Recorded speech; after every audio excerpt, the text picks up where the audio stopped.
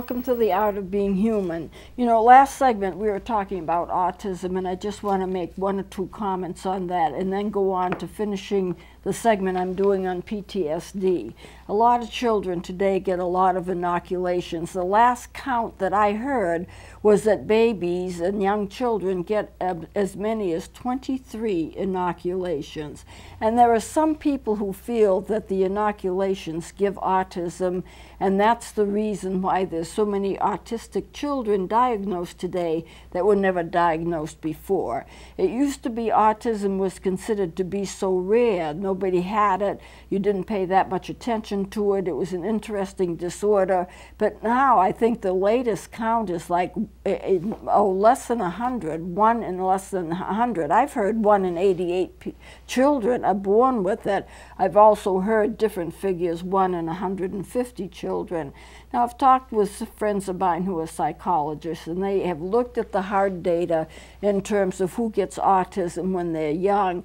And sometimes autism does not show up until about 2 or so years old. And before that age, the baby seems perfectly normal. And then when 2 years old rolls around, they start to stop communicating. They start to withdraw within themselves. I still think it's a brain disorder, and the x-rays show that. But there are a lot of parents who think that taking all these injections and these inoculations, that the inoculations are the thing that are giving the babies the autism. But according to my psychologist friends, there's no hard proof of that. So I'm not saying that it's true or that it's not true. I don't know, but I just want to bring it up. If your child has autism, or if your child is about to have a lot of inoculations, because 23 seems excessive to me, but that's what I've heard. I know when I was a child, I got inoculations too, but no one ever heard of anyone getting 23 of them. But they inoculate for all kinds of illnesses, and they inoculate for all kinds of diseases. And even when I went overseas on some of my trips, I had to be inoculated, and that made me real sick. But of course, autism is something that shows up in a very young child, and you have to read those symptoms early because there are treatment programs that can help. And I've seen movies and studied cases where autism has been healed, but it's been very, very intensive training processes. But it's something you need to check into if you have a child that's autistic. So let me go on now and talk about the PTSD. I just want to make some comments about it as I close off that section and make some concluding remarks. Some of this is kind of a review, but I think it's an important review, and I'm going to add some information here that you haven't heard before. For PTSD, the abuse or trauma that causes it has to be either experienced or seen. In other words, you don't have to have experienced it yourself in order to get PTSD. For example, if you have a child and the child is in school, and the unfortunate thing happens is that somebody goes into the school and starts firing a firearm. It was snuck into school and somebody's shooting kids. Well, these kids that have not been touched, these kids that were hidden in rooms and were not touched, they could just as well have PTSD as the children that were injured. And so it's just something that can happen at any age. PTSD can occur at any age. It has to be experienced or seen, but seeing it can be enough. And you are more prone to it. And this is where I didn't get into this when we were discussing PTSD, but you are more prone to PTSD if you have had injuries, if you had losses, or if you've had traumatic events in your life. You're going to be more prone to it for that reason. If you have not had these situations, if you've never been injured, if you never had a problem with, say, a tragedy in your life, you've never been sick a lot, you might not be so prone to getting it. But there are certain things that will predispose you to it. If you are an intense person, you experience things intensely, and a lot of people do, you will be more prone to getting PTSD.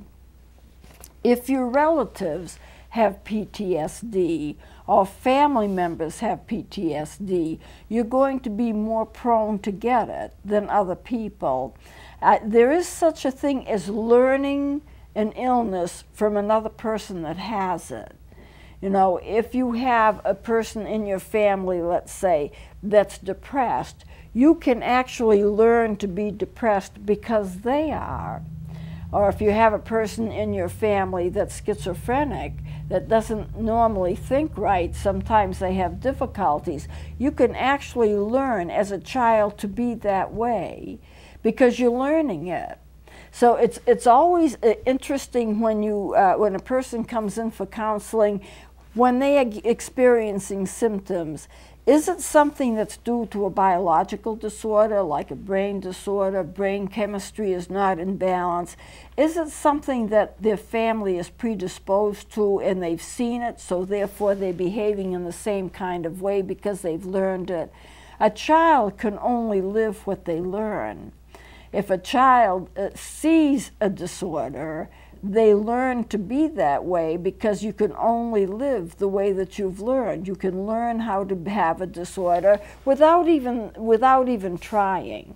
A child will copy a parent, or a child will copy a big brother. I worked with a child that had intellectual difficulties.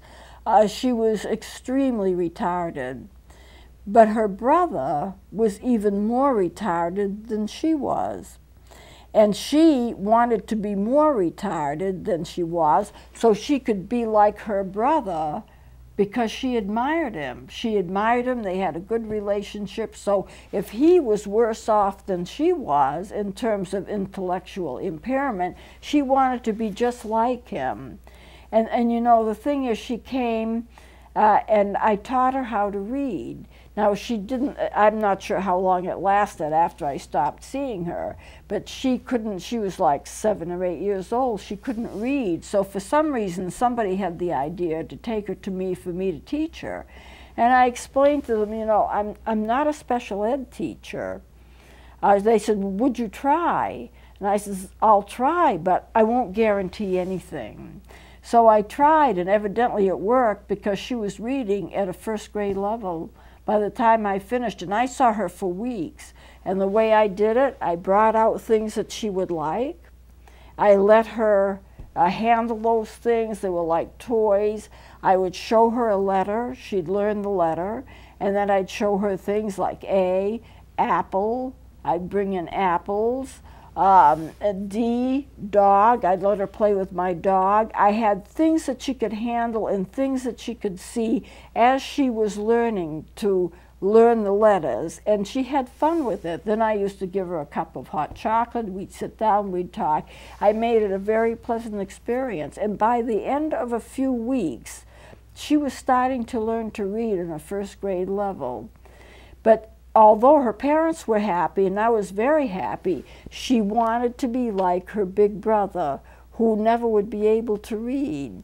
Eventually, I stopped teaching them because I was either moving on or they couldn't keep it up or something. I could only get her to a certain level. I wouldn't be able to get her any higher than that level because she's not going to be able to go beyond that level because the mind won't allow her to. So we got her to the level that we could. And I gave them instructions as to how to keep it up. But what she really wanted to do was to be like her big brother. So it is true that you can learn PTSD. You can learn certain disorders if you are learning from somebody that you admire, that you respect. If you're a child, you want to be like them. It just happens. Okay, when children and babies are shy, or if they're inhibited, they are more likely to be prone to getting PTSD. Because I suppose that traumatic events have more of an impact on a person. If they're shy and they're retiring and they're more into themselves, they will be more impacted by it. It'll be easier for them to get PTSD. And I think, and I really believe this to be true, it's my opinion, I think your brain chemistry makes a big difference. There are some people that can go through a lot of things and it doesn't seem to bother them so much But there are other people that will go through the same things and they're practically paralyzed by it. What's the difference between a person who cannot tolerate trauma and a person who can tolerate it and comes out on top of it, especially when it comes to abuse? Well, I think it has to do with brain chemistry. What you can take and what you can handle is partly due to brain chemistry. But that's just my opinion, and I have seen no research to show that. But it's I think there's something that we need to consider. How do you prepare a child? You shouldn't ever have to prepare a child for abuse, but if a person is being abused, if a child is being abused, I would step in and stop it, because it's never good and it should never be allowed. But there are just some things that happen. You see a car accident. There was a car accident and I got there just after the accident and there was a woman screaming, "Wake up, wake up, wake up, you've got to wake up." And the ambulance was there. There was nothing I could do, but the ambulance was there. And I think that the driver was unconscious, and she was afraid that the driver had passed on because she was screaming at her, "Wake up, you gotta wake up, wake up." And this went on and on and on and on and on. And obviously the person didn't wake up. I don't know what happened after I left the scene. But you see, this is a traumatic event. Traumatic events happen, and we have to respond to them in whatever way that we can. But if we can respond to them in such a way that we're not so terribly impacted, we are better off. But you know, we can't change our brain chemistry. I can't change my brain chemistry, neither can you. So we have to be aware of the wide range of individual differences that occur when a person is traumatized or how they feel.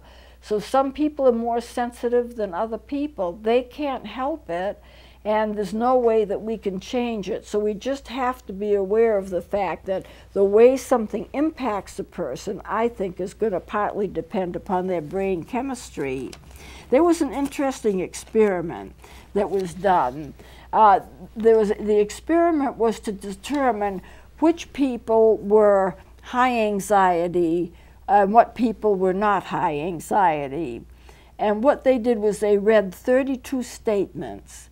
The 32 statements could have two meanings. The words could mean one or two things.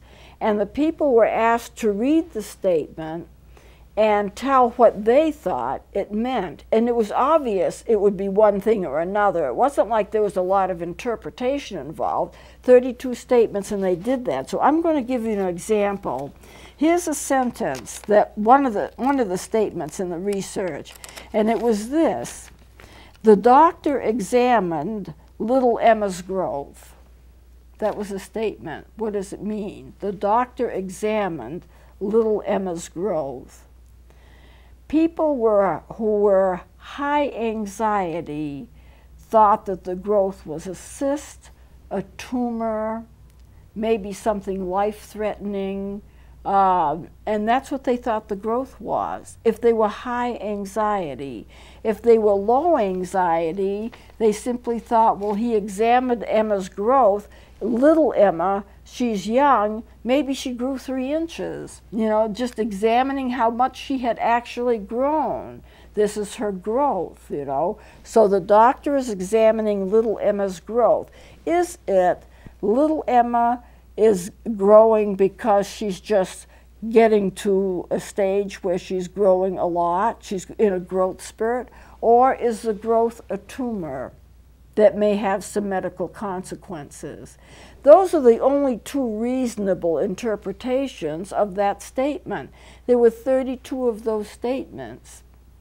And they were able to determine which people were prone to high anxiety and which people did not have high anxiety. They had low anxiety or no anxiety, because as they were listening to this, they had a whole different interpretation. But the way that the sentence is written, only 2 interpretations are possible. It can't mean anything else except a growth or getting taller. That's all it can mean.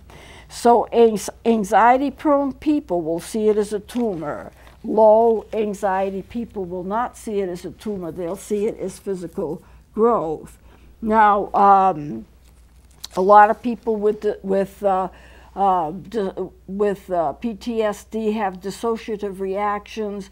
We have talked about that. I just want to review a little bit of it. A dissociative reaction can last from a few seconds to a few hours to a few days, or for longer periods of time, sometimes even months, where a person phases out because they are reacting to something that bothers them, and they're trying to split themselves off and become something different or protect themselves for a certain period of time, and then when they feel safe, they phase back into it, into normalcy again. And a lot of people have it. We all have it to a certain degree, except we usually have very, very mild forms of it. If we have a very strong form of it, it is going to be something like a multiple personality disorder, where we actually change the personalities. So these are just some comments about it. And sometimes if you have a dissociative reaction, you can have symptoms of depression or panic, or obsessive compulsive, or agoraphobia, where you're afraid to leave your house, or phobias or social phobias. All of those things can go along with PTSD. A very complex diagnosis because it involves so much. A lot of people who have PTSD have a lot of reactions that by themselves would be a diagnostic evaluation, a diagnostic thing by itself. It would be something that you have, like a dissociative, or you have a diagnosis of depression or a diagnosis of panic disorder.